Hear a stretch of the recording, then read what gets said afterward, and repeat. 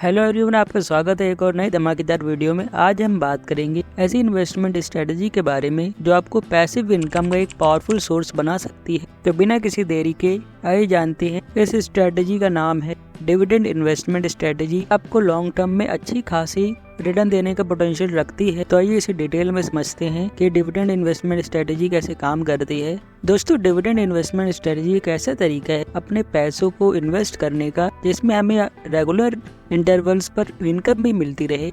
और इस स्ट्रेटजी में बेसिकली उन कंपनीज पर फोकस करते हैं जो कि अपने इन्वेस्टर्स को अपने प्रॉफिट का एक हिस्सा डिस्ट्रीब्यूट भी करती है, जिसे डिविडेंड कहते हैं। तो डिविडेंड इन्वेस्टमेंट स्ट्रेटजी का यूज करने के लिए आपको हाई डिविडेंड पेइंग स्टॉक्स या कहें तो बेटर डिविडेंड पेइंग स्टॉक्स में इन्वेस्ट करना होता है। और हाई डिविडेंड पेइंग स्टॉक्स अब बहुत ही इजीली किसी भी वेबसाइट, मनी कंट्रोल या इकोनॉमिक टाइम्स, एलियन मार्केट्स कहीं से भी देख सकते हैं। वो इम्पोर्टेंट नहीं है, स्टॉक्स तो आपको मिल जाएंगे। पर डिविडेंड इन्वेस्टमेंट स्ट्रेटजी को फॉलो करने से पहले आपको कुछ चीजें समझनी चाहिए। तो ये सबसे पहले हम डिविडेंड इन्वेस्टमेंट स्ट्रेटजी के कुछ फायदे जान लेते हैं। तो सबसे पहला एडवांटेज या फायदा है रेगुलर इनकम।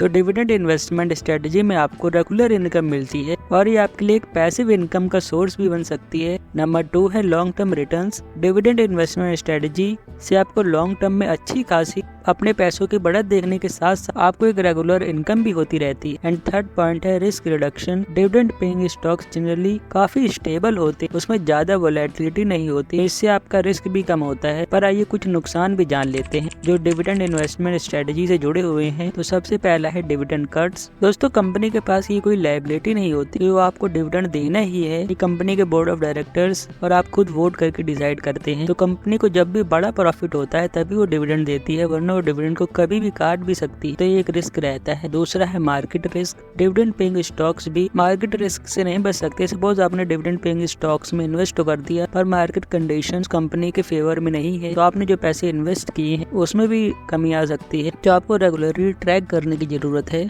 चाहे आपने डिविडेंड पेइंग स्टॉक्स में इन्वेस्ट किया है या ग्रोथ स्टॉक्स में इन्वेस्ट किया है। डिफरेंट टाइप के स्टॉक्स के बारे में जानने के लिए आप कमेंट बॉक्स में बता सकते हैं, उस पर जल्द से जल्द एक नई वीडियो आ जाएगी। तो डिविडेंड इन्वेस्टमेंट स्ट्रेटजी को स्टार्ट करने के लिए आपको कुछ स्टेप्स को फॉलो करना चाहिए। सबसे पहला है अपने फाइनेंशियल गोल्स को क्लियरली डिफाइन करना कि आप इस इन्वेस्टमेंट स्ट्रेटजी का यूज करके अपना कौन सा फाइनेंशियल गोल पूरा करना चाहते हैं। एंड दूसरा पॉइंट है कंपनी के फाइनेंशियल्स को स्टडी करके आपको डिविडेंड पेइंग स्टॉक्स में इन्वेस्ट करना है। कई बार ये भी देखा जाता है कि कंपनी के पास अपने कैश को यूटिलाइज करने की कोई अपॉर्चुनिटी नहीं है या उसे कोई अपॉर्चुनिटी मिल नहीं रही है, तो ये भी बात आपको ध्यान में रखनी है। तीसरा पॉइंट है री इन्वेस्ट योर डिविडेंड। तो जब भी आपको आपकी इन्वेस्टमेंट पर डिविडेंड मिलता है तो आपको उसे री इन्वेस्ट कर देना चाहिए उसी स्टॉक्स में, ताकि आपको कंपाउंड रिटर्न मिल सके लॉन्ग टर्म में। कंपाउंड इंटरेस्ट के बारे में आप जानना चाहते हैं तो कमेंट बॉक्स में बता सकते हैं। एंड फोर्थ पॉइंट है आप चाहे कोई भी स्ट्रेटजी फॉलो करें, अपने पोर्टफोलियो को रेगुलरली रिव्यू भी करते रहें। पता चला आपने इन्वेस्टमेंट स्ट्रेटजी को फॉलो करके स्टॉक तो बाय कर लिया और आपने छोड़ दिया, कंपनी पता चल रहा है 2 महीने बाद बंद हो गई, तो ऐसा भी नहीं करना है।